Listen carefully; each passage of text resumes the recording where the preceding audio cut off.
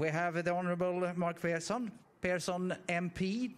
Was that correct? That's correct. Member of Parliament, MP, yes. Yes, and do you have 151 members? It's about 240 members in the whole of my house. I'm in the upper house, the equivalent of the Senate, and there's 142 in my house. Yeah. Thank you very much for the explanation. I have to read a lot more about that. What brings you to Sweden, Mark?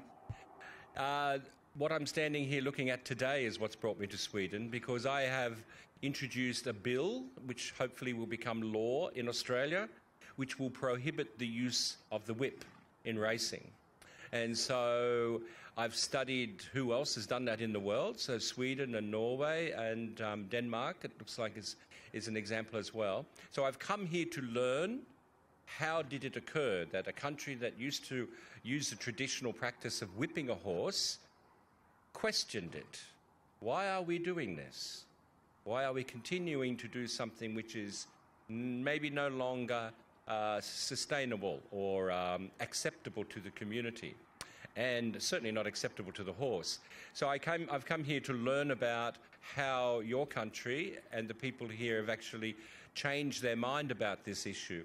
And I'm going to take this back to Australia, because when I arrive back in Australia in 3 weeks' time, I introduce my bill into the House, and it will be debated for hours as to why in Australia we should introduce the ban of the use of the whip.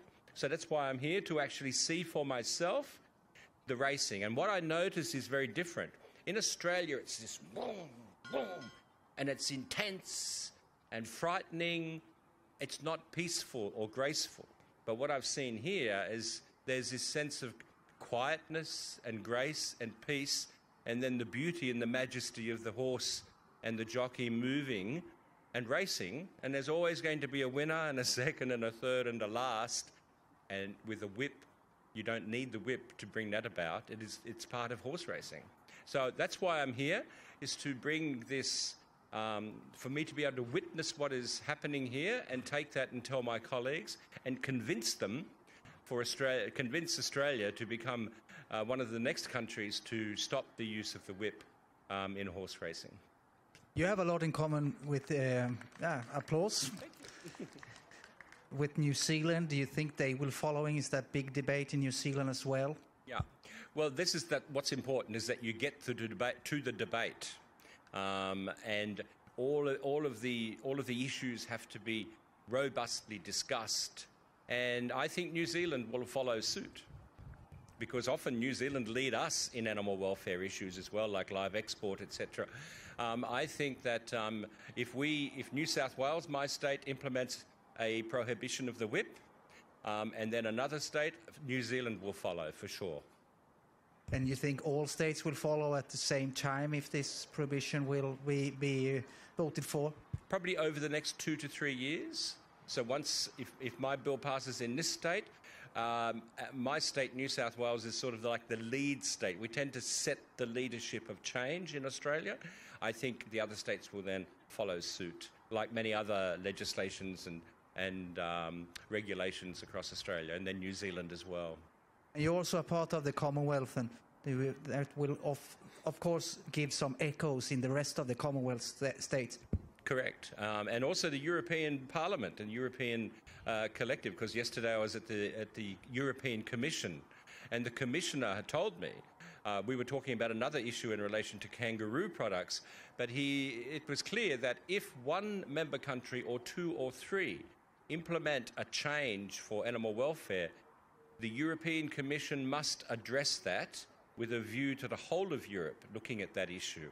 And I hope that your example here will, through the European Commission and Parliament, that the debate of whether to use a whip in horse racing at all will become a debate in the European Parliament, not just one country. That's my hope. And after your visit there, your hope was, of course, increasing, I suppose. Increasing the number of countries. Well, it should be worldwide eventually. You know, they need to realise that you can't cause distress and acute pain to an animal as part of entertainment. Entertainment is about the celebration of the beauty of these animals and the fluidity and the movement together with the jockey. It's not about harming and hurting an animal to bring entertainment. Those days of the old circuses and that sort of thing, that's all gone in the past. And so will the whipping of horses. That's very wise words from you. Have I forgot to ask something? Sorry?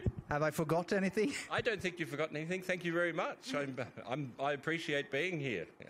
We appreciate having you here, sir. Thank you. Thank you.